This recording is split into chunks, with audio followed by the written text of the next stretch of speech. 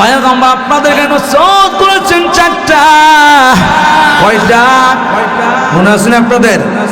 আলেম হও, আলেম যদি না হইতে পারো, আলেমের ছাত্র হও, তাও যদি না হইতে পারো, আলেমের কথা শ্রবণ করো, তাও যদি না পারো, আও মুহিব্বান, আলেমকে মহব্বত করো।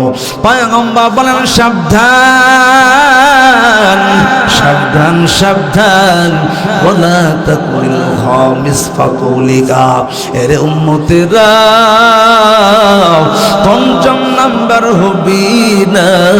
পঞ্চম নাম্বার যদি হও, তোমার কপাল অর্ধেক পড়বে না, পুরাটাই পড়ে যাবে, ঠিক কিনা?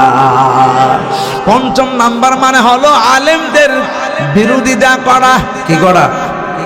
ও মুমিন, এই সংক্ষিপ্ত আলোচনা থেকে কি বুঝতে পারলেন?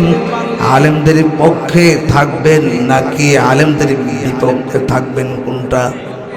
মুসলমান কেননা যারা আলেম তাদের দাম আল্লাহ পাক বাড়িয়ে দিয়েছেন। কেননা মুসলমান, এই কোরআন আল্লাহর কাছে সবচেয়ে বেশি দামি, ঠিক কিনা বলেন?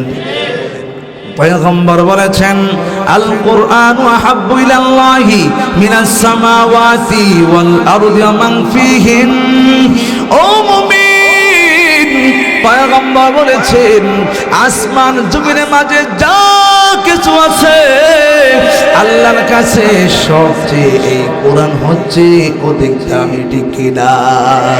সুতরাং মুসলমান, এই কোরআন যদি আল্লাহর কাছে দামি হয়, এই কোরআন যারা শিক্ষা অর্জন করবে, এই কোরআনকে যারা সিনাই ধারণ করবে, তাদের দাম বাড়িয়ে দিবেন কে?